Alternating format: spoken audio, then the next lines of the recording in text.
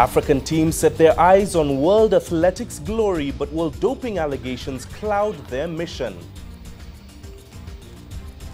Hello and a very warm welcome to this week's edition of Match Point, the show that brings you sports news, action, features and highlights from the continent and beyond. I'm Mahia Mutua. Also coming up in this week's show, the little-known Tanzanian football club that's seeking higher goals after winning regional championship title. And we get you a bird's-eye view and an adrenaline rush in a new sport that has Egyptians soaring high.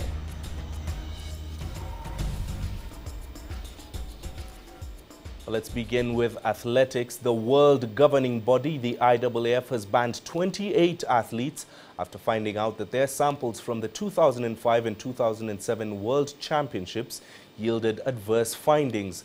The latest developments come just days ahead of the 2015 World Championships in Beijing. According to reports in the UK and Germany, over 12,000 blood tests showed an extraordinarily high level of cheating by athletes since 2001, and the doping is still rife in international athletics. CS Duplessis gets Match Point underway. Athletics has once again been thrust into the spotlight for the wrong reasons. This time, the sports governing body, the IAAF, is at the centre of the doping storm, and although it has taken steps to suspend athletes who have returned adverse blood tests, it maintains the anti-doping organisations are doing their best to eradicate the scourge of doping. The University of Pretoria's leading sports scientist, Lindsay Parry, believes the organisation is in a difficult position going forward.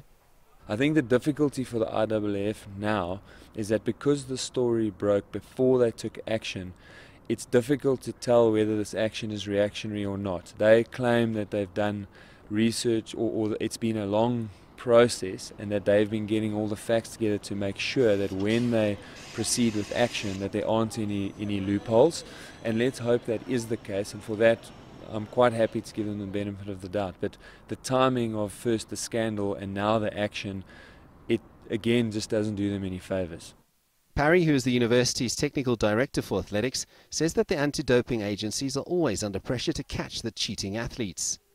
The doping tends to stay ahead of the testing process, partly because people use substances that sometimes aren't even on the market yet, and then obviously once the rumours starts to get out that there is a substance, drug-free sport or whatever needs to get their hands on the substance, develop a test for it. So it is good that they can do this retrospective testing, because what it tells us is that if an athlete retires and thinks that they've gotten away with a cheating career, that they will get nailed. South African 100-metre record holder Simon Magakwe has become the latest athlete to be banned, and Parry says that deliberate doping isn't a common occurrence in SA sport. In South Africa there certainly are people who dope. We'd be naive to think not. We get a lot of accidental ingestion. If you go onto the SAID's website, you'll see that there's heaps of people that have got 3-month and 6-month suspension because of things they took in supplements, and there are a handful that get their hands on things like nandrolone or more hardcore drugs. So it's certainly not that there's no problem in South Africa, but I think compared to some other countries, it's a much smaller scale business in South Africa. Parry maintains that doping in athletics will probably never be eradicated, but in his opinion, if 3 steps are implemented, they will go a long way to minimalizing the effects on the sport. One is for the IAAF to impose even harsher bans on athletes found guilty of doping. 2 is for the athletes themselves to put out the message that they won't compete or be seen with any athletes that have been linked with doping or found guilty of doping. And the third one is for the anti-doping agencies across the globe to all be on the same page as to how they test the athletes and to when they test the athletes. CS Duplessis, CCTV, Pretoria. Well, now in the midst of all of this, the IAAF will be holding its presidential elections at the 50th Congress on Thursday next week to elect a successor to Senegalese Lamine Diack. 2 of his vice presidents are in the race to replace him. Let's look at them now. British national and former 4-time Olympic gold medalist Sebastian Coe is the frontrunner. The 58-year-old former chairman of the London 2012 Bidding and Organising Committee is also the chairman of the British Olympics body. A former Conservative MP, he has promised to grow athletics into the new age and enjoys the support of top athletes, including Kenya's David Rudisha. Another contender is Ukrainian Sergei Bubka. The former 6-time world and Olympic champion set and broke 35 pole vault records at his peak in athletics. He is a member of the International Olympic Committee and is the president of the Ukrainian Olympic Committee as well. He too has pledged to take athletics to the next level if elected. Well, the IAAF will also elect 7 new vice presidents during the elections next Thursday, having failed to agree on a compromise candidate. 2 top African athletics officials will be running for this office. They include Confederation of African Athletics chief Hamad Kalkaba Malboum, who took over from Lamine Diack in 2003. The 65-year-old Cameroonian is also a council member of the IAAF. Back home, he is a serving officer in the Cameroonian Defense Forces. Long-serving chairman of Athletics Kenya, Isaiah Kiplagat, will be challenging Malboum and the 6 other candidates for the VP post. The 71-year-old sports administrator has been a council member of the IAAF since 1999 and president of Athletics Kenya for the last 23 years. Well, we are exactly 1 week away from the start of the IAAF World Athletics Championships. Competing nations have been preparing their teams to the 8-day event, with Kenya too aiming to add to its impressive overall medal haul at this year's edition. The team has been undergoing intensive preparations, but all this comes in the wake of potentially devastating allegations of doping among Kenyan runners in the past. Well, I earlier went to the team's camp at the Kasarani Sports Complex here in Nairobi to gauge the mood, and here is what we found out. Amidst the relative calm in camp, Kenya's runners have been preparing themselves for the global competition, with the cloud of doping allegations hanging low over the sport in the country. With just days until the team departs for Beijing, the mood here remains optimistic and upbeat. The athletes making it clear that their focus is full performance on the track and a good medal haul in the Chinese capital. Keeping this in mind, the team maintains that all is well as they prepare to travel this coming Monday. They are not there, so everybody is comfortable because it's just the rumors. But the discipline here is quite commendable. You see, all these world beaters are told to report to camp on the 4th. They are here. They follow the programs as is required. One of the races that Kenya will be hoping to easily bag a medal or 2 is the men's 3,000 meters steeplechase, having sent 4 runners, including 2014 African Championship winner Jairus Birech, Olympic medalist Brimin Kipruto, and 2-time Olympic champion Ezekiel Kemboi. Also joining them will be Conselsus Kipruto, who took silver at the last edition of the World Championships. He's aiming to go 1 step higher on the podium. I think that it will be a big game. I think, and I know everyone is going to fight for. Everyone wants to be a world champion, gold medalist. Also chasing personal, national and international glory is the man fondly called the YouTube athlete, Julius Yego. Having made a number of coaching changes and improvements to his preparations, the self-taught javelin champion is hoping his return to the World Championships proves successful. Yes, I feel good because my main target here is being in the podium this time around, and then why not win it? No, if I feel good in the finals, and I'll try to make a big throw, the winning throw. The 15th edition of the World Championships gets underway on the 22nd of August, and Africa's most successful team in the championship's history will be hoping for a successful outing even as the doping debate rages on. Well, Nigeria will be sending 23 athletes to the World Championships in Beijing, which begin on August the 22nd. The country has traditionally been Africa's powerhouse in the sprints and track and field events, but sports experts are now warning that the country shouldn't expect too much from its contingent to the Worlds, as CCTV's Deji Badmus explains why. This is one of Nigeria's athletes heading to the World Athletics Championships. Cecilia Francis has been banked on to deliver a medal placing in the 4x100 meters event. I'm very happy, very happy, because it wasn't easy for me, all true, but my coaches keep getting me going. So I'm really happy that I made the team. It wasn't so easy, but I thank God I was there, and I'm going to be in the World Championship and All African Games. It's going to be the very first time Cecilia would be representing Nigeria at the global stage.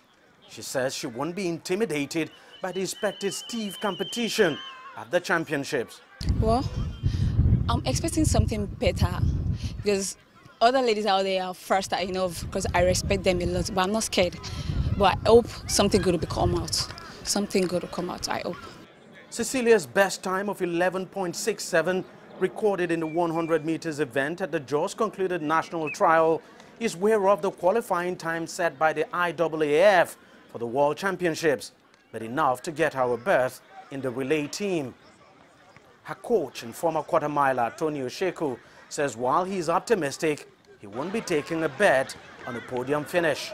It's good for her, it's good for her teammates. She's trained very well, and I'm glad that she has made the team. She's on her way to Beijing. If they make it to the final, anything can happen. Remember 2008 Olympics, where we won bronze medal, people dropping betting. And 4x4 women, we always make it to the final. Majority of the athletes who took part in the national trial all turned out very poor times, leaving many pegging their hopes on Nigerian track and field star and Olympic medalist Blessing Okagbare. My expectations are not very high. We will be lucky to repeat what we did in Moscow the last time in Beijing. If Okagbare is injury-free and she's in top shape, she can win 3 individual medals. That's 100 meters, 200 and long jump. Then our relay teams, the women relay team, 4x1 and 4x4, they could also get into the final, and in the finals of the relays, anything could happen. Blessing Okagbare is going to carry Nigeria on her shoulder. She already ran 10.80 this year, and I believe she's going to be in the finals, and anything can happen in the finals. So blessing for blessing, we are expecting something from her. Track and field sports has been on the decline in Nigeria. The country did not win a single medal at the last Olympics, and with the 2016 Olympics around the corner, the horizon still looks bleak. Unless we go back to high school sports and go back to intercollegiate and have a 5-year, 10 years plan, it's going to be like this in the next World Championship. You see, the average age of Nigerian athletes now is 30. When you look at a situation where you discover athletes in their mid-20s, by the time they start getting good training, they are already close to 30. What can they do?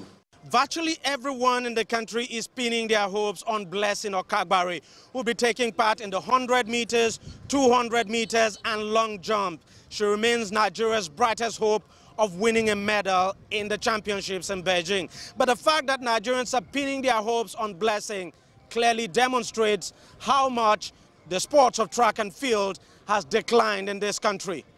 Deji Badmo, CCTV, Lagos, Nigeria. Well, let's take a short breather now. Still ahead, we have more sporting action lined up, including our little-known Tanzanian football team is seeking higher goals after winning regional club championship. And an upbeat Kenyan women rugby team confident of a good result as they prepare for Dublin qualifiers.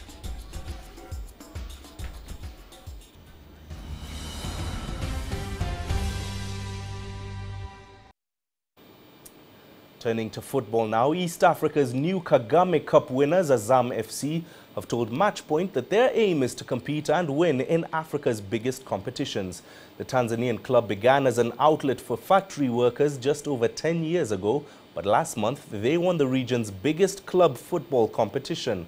Our reporter Dan Ashby spent a day with players and fans of the club to find out just how far they think Azam can go. There's a good vibe in Azam's training ground these days. 2 weeks after winning East Africa's biggest club competition, this is a club that knows it's on the rise. Even as a player that have been here since first season, we want to go further. We start from our training. Big competition, people want something, people want to win something, people want to achieve something. So that's the thing that bring us to go far. Azam was only officially formed in 2007 and it has a small following compared to its older rivals. But last year they won the league and this year the Kagame Cup. And they have the sort of backing that means it's unlikely to be a one-off. Take a look at the sponsorship lining the training ground and the quality of these facilities, and you will see Azam's not-so-secret weapon: financial muscle. This is a club that's owned by one of Tanzania's most established companies, and they hope to translate success in business to success in football. But the club insists their success is not down to money, but their desire and team spirit. First of all was hard work and sheer determination from the players. We haven't actually purchased too many players. Basically we got only, I think, 3 players. So, you know, that was not a priority. The priority was to help with actually what we got here. Whatever their route to success, it's quite some story for their fans to behold. This is their training ground now, and this is where they started. Othman used to watch them then, and he still does now. I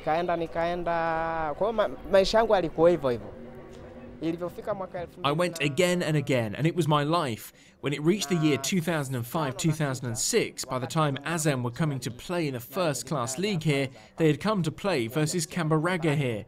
They started to really play the ball well, and I started loving Azam from those years. Their rivals may not like welcoming these relative new boys into Tanzania's top table of football, but they have no choice. Azam may be a rich club, but they're also a winning club, and they believe this is only the start of it. Dan Ashby, CCTV, in Tanzania. Now shifting our focus further south, the big South African football clubs like Kaizer Chiefs and Orlando Pirates have often been accused of killing a more expressive format of the sport called Kasi-style football. But for many township kids who start off playing Kasi-style, the reality is that as they progress in their careers, the focus from big clubs and international coaches is not on dazzling skills, creative footwork or entertaining the fans. It's all about winning matches. CS Du Plessis went in search of Kasi-style to see if it still exists. Kasi-style football, or Kasi flavour, originated on the streets and dusty fields of South Africa's famous townships. The style of football is often described as showboating by some coaches and not effective to win football matches, to the point where coaches will discourage young players joining a club to produce Kasi-style during a match and focus on more efficient and direct styles of play like in Europe. But on the weekends in Soweto, Kasi flavour is very much alive and thriving, as the skills on show leave the fans mesmerized and demanding more. Kasi style is a different mixture of styles, of skills, and having fun with the ball. I think it's about flair. You have to have passion. You gotta be driven. It's about skill. Mostly it's about skill. Kasi style is the way Southern Western Township boys express themselves in football. It's the type of football whereby players show off their skills. Although Kasi-style is played in the streets of Soweto and it gives kids the opportunity to show off their skills, football journalist Sifiso Ramara says seeing Kasi-style in the PSL is becoming a rarity, and the focus is not on skills anymore, it's about effective football tactics. Football fans, why do they go to the stadiums? They want to see that Kasi flavor, the Shibobos, the Zamayas, etc. But if you take a closer look at, that style of football, that's not an effective style. You know what? Football is business. Clubs and coaches, you know what? They mean business. You need to play effective football that will get you goals and you win games. If Itamaya won't help you to score and unsettle the opposition, there's no point to play that kind of football. Former national captain and current SAFA technical director Neil Tovey encourages individual flair but says it is the results that matter and not the style of play. Football's about how you defend, how quickly you can win the ball, transition into an attacking style of play. That's football all over the world. It doesn't change whether you're in Spain, England, Germany, Brazil, South Africa. That is the way. It's an international footballing trend now. So to say that we're going to have our South African style, yes, we have the ability to have individual flair. That's the brilliance that we have with our natural ability out there in the townships. We don't want to kill that, obviously not. But if you can incorporate that into a winning mentality and a winning way of playing, doing it in the right areas at the right time, Every coach knows that. It's not rocket science to know that. So what's the national philosophy of football? Winning at the end of the day, and that's what it's about. That's about the extent of my skills when it comes to Kasi-style football. This very field, this dust bowl, if you like, is where hundreds of children turn up every weekend to play Kasi-style football. Unfortunately, when they progress to the big leagues and play professional football, they adopt a more European style, like at the stadium behind me, when it's about winning games and not necessarily entertaining fans. CS du Plessis, CCTV, Soweto. If only style and flair won new games. Moving on, the Kenya women's rugby sevens team is looking forward to their clash against China on the first day of the World Rugby Women's 7 Series qualifier in Dublin, Ireland next Saturday. The two-day tournament has attracted 12 teams, as CCTV's Sadiq Shaban now reports.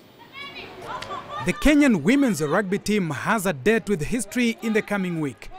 They have been in the camp for the last 6 weeks, shaping up for their most important task yet, qualifying for the prestigious World Rugby Series in Dublin. I believe they are well conditioned, or better conditioned, better skilled, much more fit, and we do believe we're optimistically confident that we will do very well at the tournament. 12 teams will battle it out in the Irish capital on 22nd and 23rd of August for 2 spots on next season's Women's 7 Series. Brazil will play Wales, Japan and Samoa in Pool A. China will be hoping to maintain their pace in the series when they take on Netherlands, Kenya and Colombia in Pool B, while host Ireland will play South Africa, Hong Kong and Mexico in Pool C. Kenya will kick off the tournament against China. Having a look at China and their style of play is similar to ours, and I'm looking for a close contested match. But there could be a clash of loyalty should South Africa meet Kenya, as the South African tactician observes. South Africa is the team, my favorite team in World Rugby, the ladies especially. But coming down to the battlefield, meeting South Africa maybe in the finals, my loyalty will firstly be with the team I'm coaching. Although in my heart, I will always be South African. Kenya and South Africa are the only African teams in the tournament, and victory would mean a milestone for either side. This is purely important because it is a World Series qualifier. If we qualify, then it will mean the lives of these girls will change. Then we'll now play in the series, and it will mean that the sport becomes semi-professional for them. The best 2 teams from the 2-day tournament will go on to play in next season's Women World 7 Series. Sadiq Shaban, CCTV. Now, skydiving in Egypt is quite a young sport. Very few know about it, and even fewer can withstand its harsh training programs. But as the sport expands, the demand for more advanced training is increasing. Adel El Mahroui has more. Early in the morning, players gather to begin their intensive fitness training.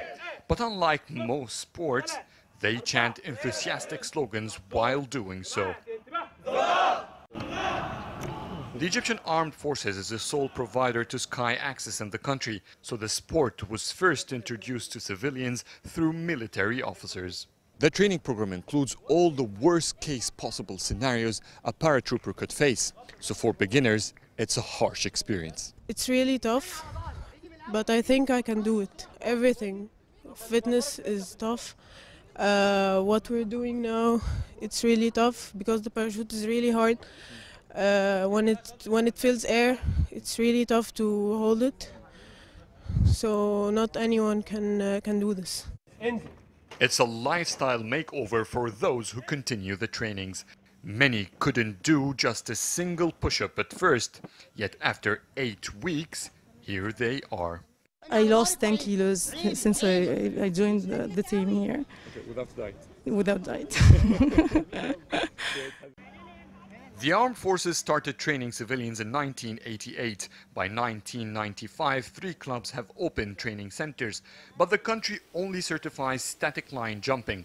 It's when paratroopers jump off a plane and the parachute automatically opens after a few seconds. Still, though, it's a thrilling experience.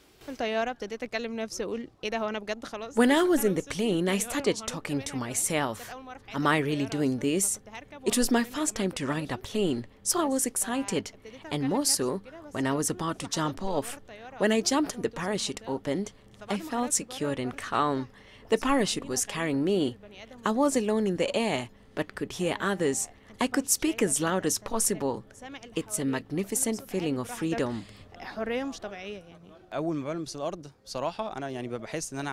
As soon as I reached the ground, I felt I wanted to immediately go up in the plane and jump again. This cannot happen though, as I have to wait for the next jump, which takes some time. Civilian clubs have their own equipment and training facilities now, but they still depend on the armed forces for using aircrafts. But this club plans to create the first free diving facility in Egypt.